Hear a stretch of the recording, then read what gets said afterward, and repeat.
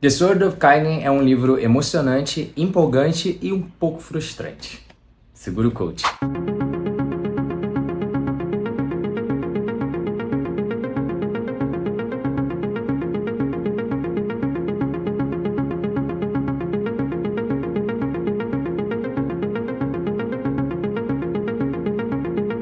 Fala galera, Revini aqui, Reviews Honestos e Sem Camisa pra vocês. E hoje a gente vai conversar sobre The Sword of Kaigen, livro publicado independentemente pela autora M.L. Wang, que agora já publicou um livro de maneira padrão, né, que é Blood Over Bright Haven. Eita. Blood Over Bright Haven, que é um livrão também, tá todo mundo comentando aí fora, né? Eu pretendo ler em breve, tá no meu cronograma, pra você que não assistiu, vai lá assistir. Mas eu li, né, como primeiro livro aí do Kindle esse ano, The Sword of Kaigen. Eu devo dizer que estou devidamente impressionado. Vamos começar com a sinopse, tá? The Sword of Kaigen é uma história de guerra, né, que vai acontecer ali num planeta chamado Duna. Não confunda com Duna do Frank Herbert, não tem nada a ver, na verdade é o extremo oposto. É um planeta com bastante água. Nesse planeta existem várias nações e um império, que é o chamado Império de Kaigen, né, Kaiganês, não sei como é que se fala em português. E a gente vai ver a história de dois personagens principais que fazem parte de uma península dentro desse império. A península é conhecida como The Sword of Kaigen, né, a espada de Kaigen. Isso porque ali moram, né, existem há muitas gerações, há séculos, milênios, não sei, famílias de grandes guerreiros que protegem esse império, né? Eles são conhecidos por serem guerreiros muito poderosos, muito fortes e terem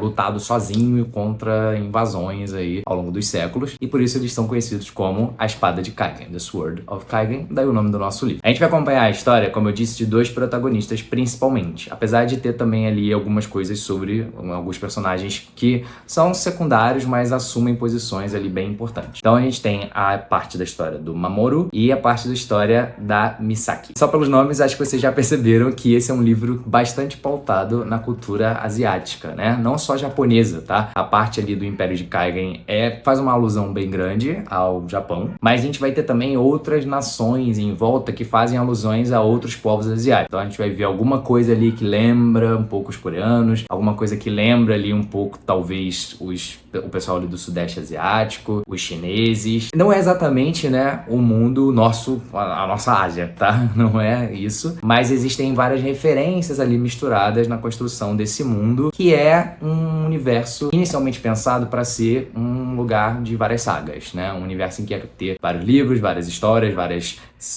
séries, enfim. Só que isso não ocorreu, não vai ocorrer, né? A M.L. Wang, ela já falou no blog dela que ela vai encerrar o universo Theonita, eu acho que seria assim a tradução, né? The Theonite Universe, porque, enfim, ela começou a escrever isso quando ela era muito jovem e ela planejava muitas coisas, mas acabou saindo no controle dela e ela não se considera aí capaz de manter esse universo coeso, existindo. Então a gente muito provavelmente vai ter só mesmo essa história, né, independente aí, The Sword of Kaigen, dentro desse universo. Para quem não sabe, existiram outros livros, tá, dentro desse universo que ela lançou independentemente, mas eles foram retirados da Amazon, retirados de circulação. Ela não distribui mais esses livros e ela diz também no blog dela que nem sob demanda, né, ela vai entregar mais esses livros, porque ela não considera mais que esses livros condizem com a escrita dela, com a maneira como ela quer contar essas histórias. Então, The Sword of Kaigen acaba sendo uma fantasia sozinha, né, um livro único, não é uma saga, não é uma série, só que esse é um dos pontos que eu acho que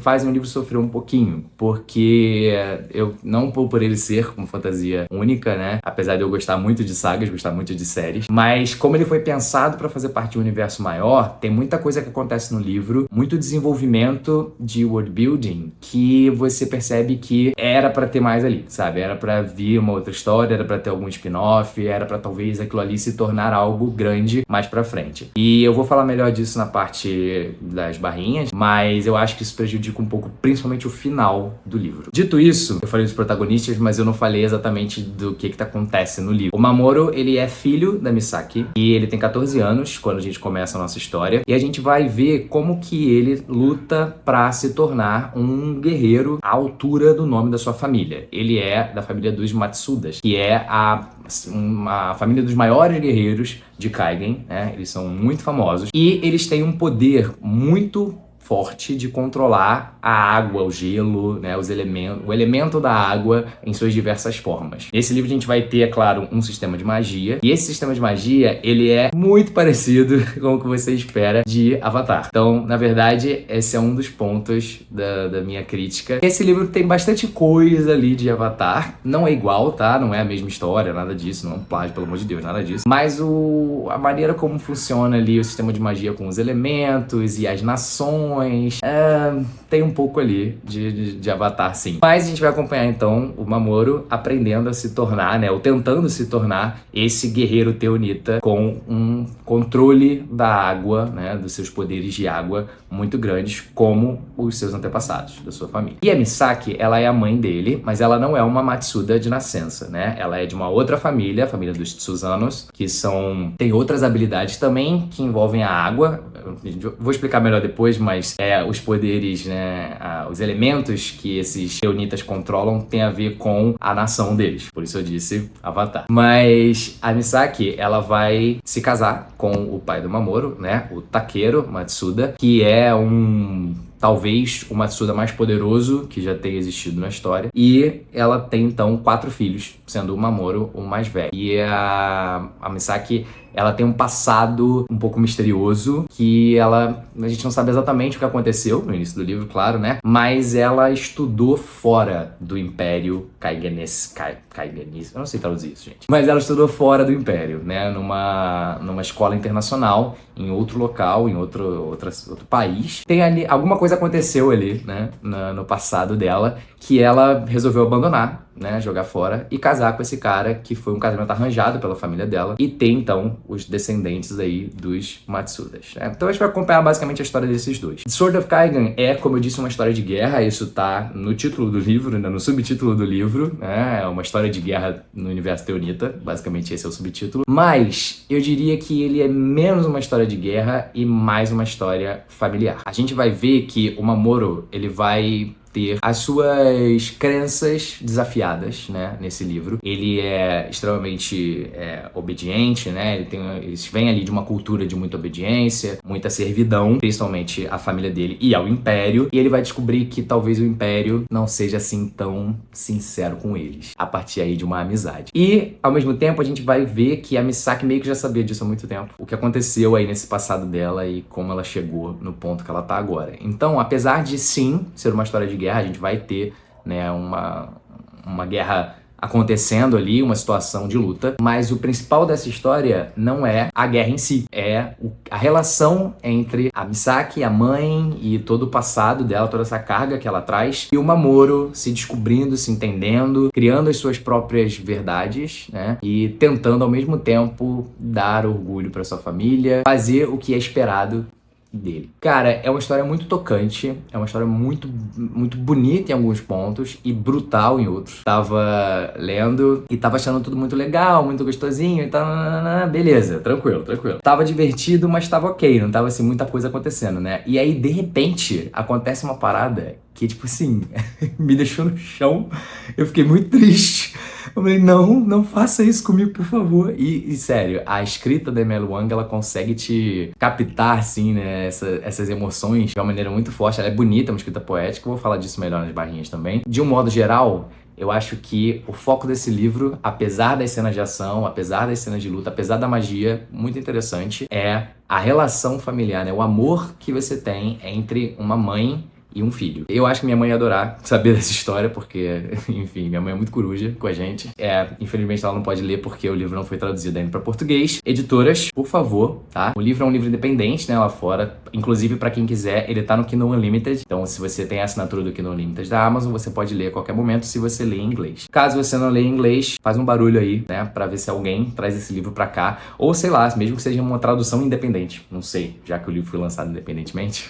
Quem sabe não rola aí uma tradução para o português. Vale a pena. Sword of Kaigen é um livro muito bom. Apesar de eu ter aí algumas críticas que eu vou pontuar melhor na próxima parte, né, da Revine, eu considero que foi muito prazeroso ler esse livro, e eu acho que se você gosta de fantasia, principalmente se você gosta de fantasias assim que não são uma saga, né, não vão virar uma série, uma fantasia única ali, de um livro só, você vai curtir do Sword of Kaigen, vale a pena. Vamos lá, barrinhas. Então vamos agora dar as notas de Sword of Kaigen em conceito, mundo, enredo, narrativa e personagem. Vamos começar com o conceito. Eu vou dar meia barrinha para conceito em Sword of Kaigen. E eu vou explicar o porquê. Como eu disse já na primeira parte da Revine, eu acho que tem muito de Avatar aqui, não na história, mas no conceito. Tudo bem, não vou dizer também, Avatar não foi o primeiro a fazer isso, né?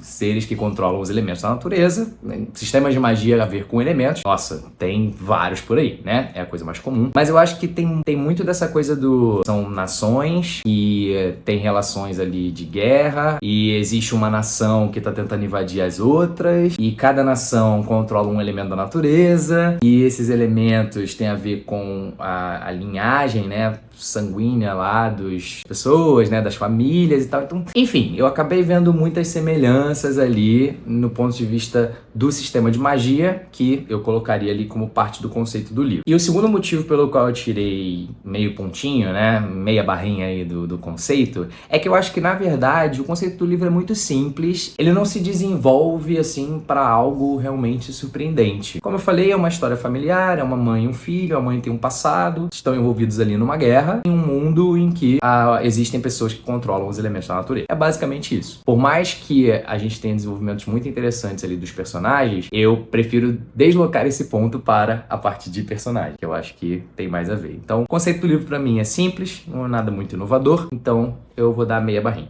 Narrativa. Para narrativa eu vou dar uma barrinha cheia para Sword of Kaigen com um asterisco. Então, vamos encher a barrinha de narrativa aqui. Eu não vou apontar certo com certeza, mas vamos lá.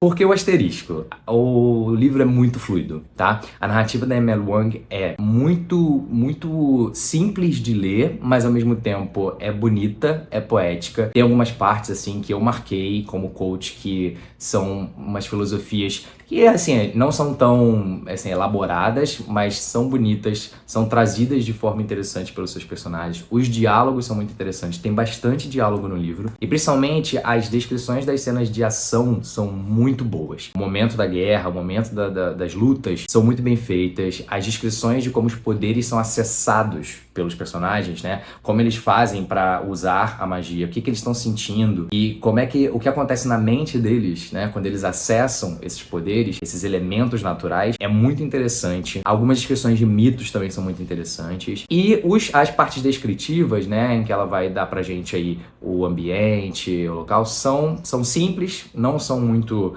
complexas, né? Não são muito difíceis de se ler, não são muito longas também, mas pra mim passaram perfeitamente a imagem do que eu tava lendo. Então eu consegui imaginar tudo, eu consegui imaginar a vila de Takayubi, né? Que é a vila onde eles moram, perfeitamente, o posicionamento das diversas vilas, na verdade, que formam esse lugar, a montanha, o colégio. Eu consegui visualizar bem o ambiente, então eu acho que a narrativa dela é muito boa, principalmente para um livro independente, tá? Não desmerecendo livros independentes, pelo amor de Deus. Mas, geralmente, em livros independentes, a gente costuma ter alguns problemas ali de revisão, porque muitos deles não são revisados o suficiente, né? Às vezes de edição, às vezes alguns problemas de gramática, algumas coisas de coesão ali. E, cara, não tem isso. O livro é muito bem escrito.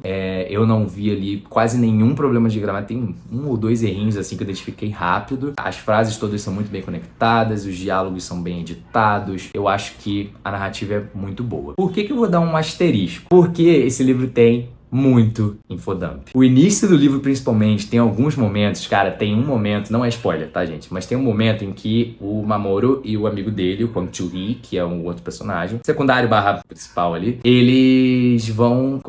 chegam no lugar e eles estão conversando com uma matriarca, enfim, a avó lá de uma família de ferreiros. Essa senhora, ela começa a contar, assim, uma história muito longa sobre o passado da vila e tal. E, cara, tipo, beleza, existe ali uma construção ali de uma cena para que isso não fique gratuito, tá? Não é gratuito, é até bem construído, mas é muita informação, é uma história muito longa no momento em que a gente tava acompanhando outra coisa, sabe? Tipo assim, a gente tava vendo outra coisa acontecendo ali. E, de repente, a gente tem ali um infodump, assim, gigantesco, com vários nomes de famílias e vários nomes de personagens que não existem mais, e passado, e etc. Isso acontece em vários momentos, né? Tem alguns flashbacks da Misaki, né, da mãe, que ela vai contar sobre o tempo dela lá no colégio, né, no colégio internacional, e ela de repente começa a dar várias informações assim sobre como é que é a estrutura daquela cidade, como é que são as gangues e como é que são os personagens, de quem manda, quem desmanda, entendeu? Então assim, é muito infodump. Eu entendo que livros de fantasia em geral tem esses momentos, a gente precisa, como a gente tá entrando num mundo novo, que geralmente tem toda uma construção, né, tem uma história, tem um passado, tem coisas que vão ser importantes para nossa narrativa atual, é normal que livros de fantasia tenham esses grandes momentos de infodump, esses grandes momentos de toma informação, esse monte de nome, esse monte de acontecimento histórico. Mas eu sinto que nesse livro isso acontece, primeiro, de uma maneira muito condensada na primeira parte do livro, por motivos óbvios, porque a gente vai ter também as cenas de ação depois, então isso fica muito condensado ali no início e no final. E também isso acontece em um volume muito grande de uma vez só. Eu acho que isso é um problema, porque teve muitos momentos em que eu tava muito confuso. Eu tava lendo, eu tava pensando, cara, o que são esses termos, sabe? Isso também tem muito termo, e os termos são derivados ali das línguas asiáticas, né? Principalmente do japonês. Então, cara, tudo bem que isso aí é um problema meu, né? Eu não sou falando de japonês, a gente tá tão acostumado a termos aí vindos ou do inglês ou do latim, né? Então, o japonês acaba soando estranho e a gente acaba não conseguindo registrar muito disso, acredito eu, muitos dos nomes. Mas, cara, era muito termo e era muito difícil pra lembrar das coisas, pra lembrar o que tudo aquilo significava. E no final, assim, no finalzinho do livro, sei lá, eu tava em 85% do livro e tinha gente dando infodump novo e com termos novos que eu não tinha ouvido antes no livro, e eu não sabia o que eles significavam, e eu tava, meu Deus.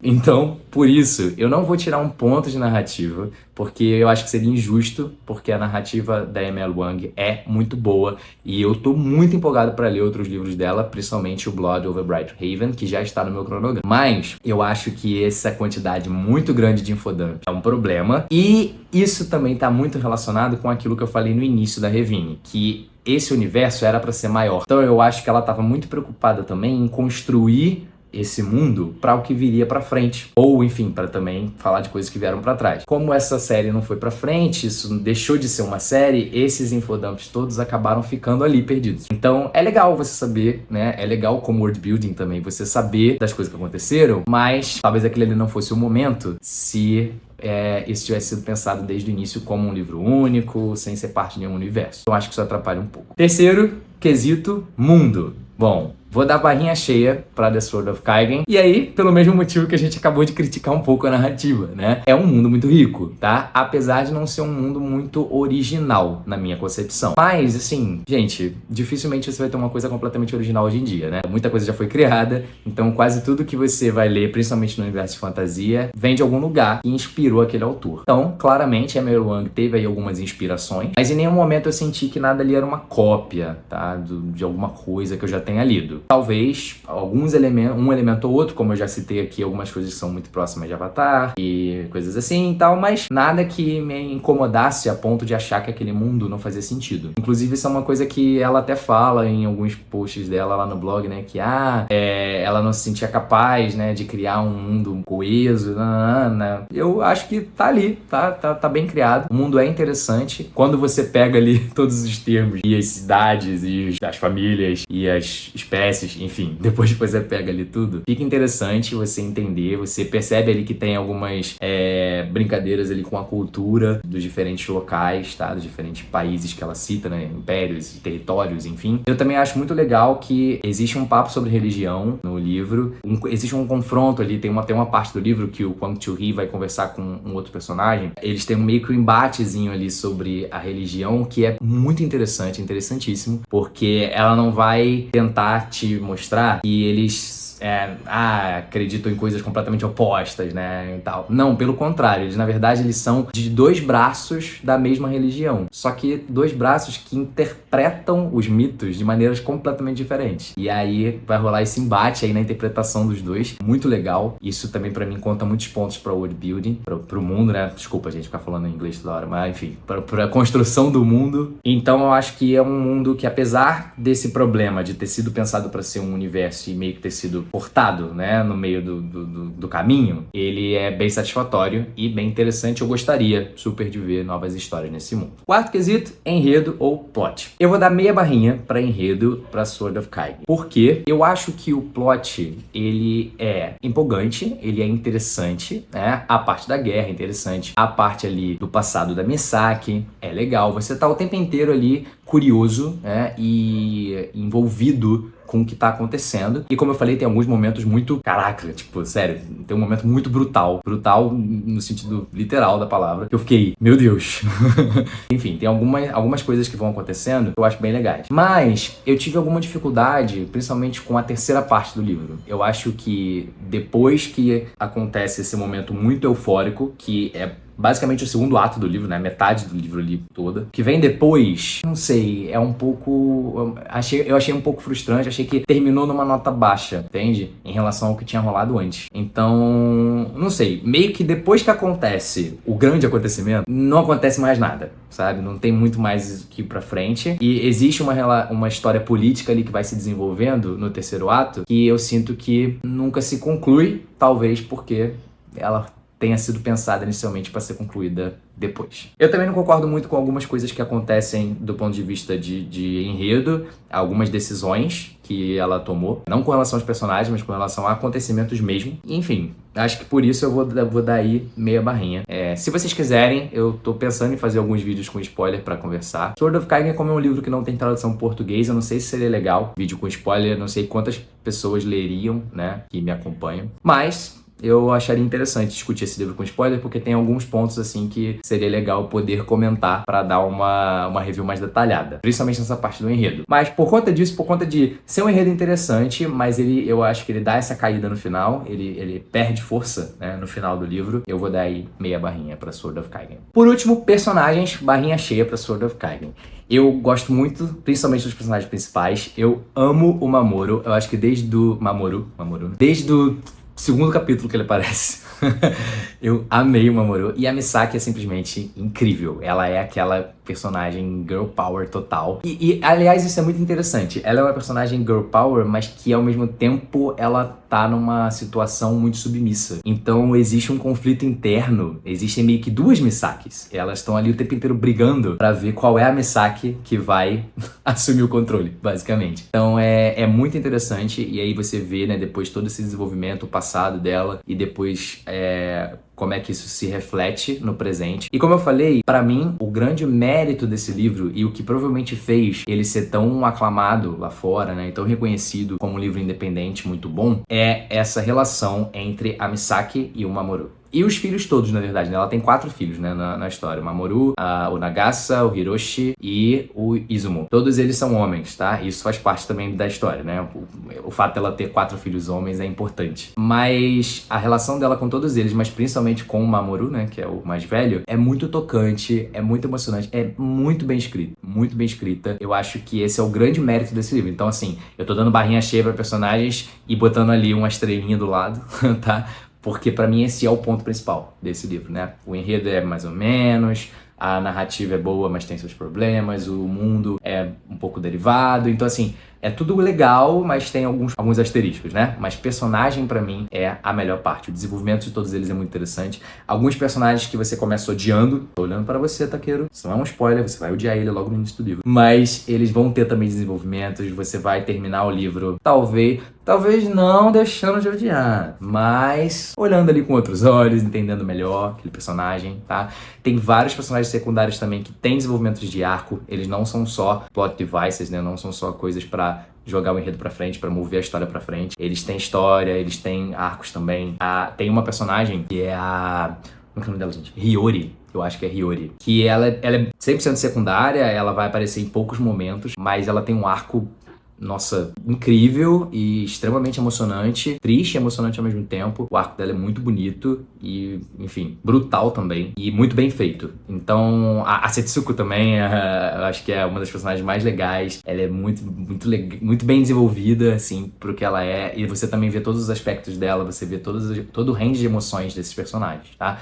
Isso também é muito legal, também considero uma grande vantagem para escrita de Sword of Kaigen. A ML Wang, ela consegue te mostrar várias emoções para um mesmo personagem. Então você consegue ver ele em diferentes situações, ver como que ele reage a essas diferentes situações e ele tendo emoções diferentes. Isso é muito bom, porque acontece muito em livros de fantasia, principalmente com personagens secundários. Aliás, livros de fantasia não, né? Livros em geral, mas principalmente com os personagens secundários, você vê meio que eles só por aquela característica principal deles, né? Então, tipo, esse personagem aqui, ele é muito estressado. E aí só aparece ele sendo estressado. Tipo, o tempo inteiro ele tá estressado. Ou esse personagem aqui, ele é engraçadinho. Ele aparece o tempo inteiro sendo engraçadinho. Quando é pra ser triste, ele não aparece. Ou então, tipo, ele não é muito bem desenvolvido quando ele tá mostrando uma outra emoção. Então, isso não é uma coisa também muito fácil de se fazer, porque geralmente, né, a gente pensa nos nossos personagens como, inicialmente, né, como arquétipos, né? E depois você vai enriquecendo eles. E eu acho que ela enriquece esses personagens dela muito bem, né? A maioria deles, tá? Tanto os principais quanto os secundários. Então eu acho realmente uma vantagem aí, uma coisa muito legal de Sword of. É isso, finalizamos a nossa revine de The Sword of Kaigen. Eu espero que vocês tenham gostado e espero que, se você ainda não leu, você fique instigado a ler. Se você lê em inglês, vai lá no Kindle Unlimited, assina. Se você nunca assinou o Kindle Unlimited, a Amazon tem vários meses de graça, são 3 meses de graça, sei lá. Depois tem um monte de promoção também que você consegue pegar. Tem umas coisas legais lá no Kindle Unlimited, tá? A maioria, né, são contos, livros independentes e tal, mas tem alguns livros bem grandes, assim. Tem Brandon Sanderson lá, tá? White Sands, pra quem não leu ainda o quadrinho, pode ler no Kindle Unlimited. E tem The Sword of Kaigen, um livraço que eu dei 4 estrelas, com muito orgulho. Então, foi muito bom ter lido, foi uma experiência muito legal, muito fluida. Eu li até relativamente rápido, super aconselho. Se você já leu, conversa aqui comigo, fala pra mim o que você achou nos comentários, vamos bater um papo. Se você ainda não leu e pode ler em inglês, eu aconselho. Se você não pode ler em inglês, faz um barulho aí, bate lá na porta, procura aí uma editora aí, manda no WhatsApp aí para um editor que você conhece, alguma coisa assim, para poder traduzir esse livro, porque, cara, vale muito a pena. É uma fantasia muito interessante e uma história familiar muito boa, tá? É muito emocionante. Valeu, galera, tamo junto, até o próximo vídeo e say the words.